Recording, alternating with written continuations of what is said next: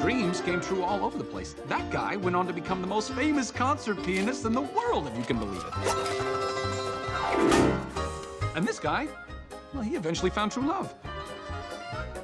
As for this guy, well, I assume he's happy. He's never told me otherwise. Thanks to Maximus, crime in the kingdom disappeared almost overnight. As did most of the apples.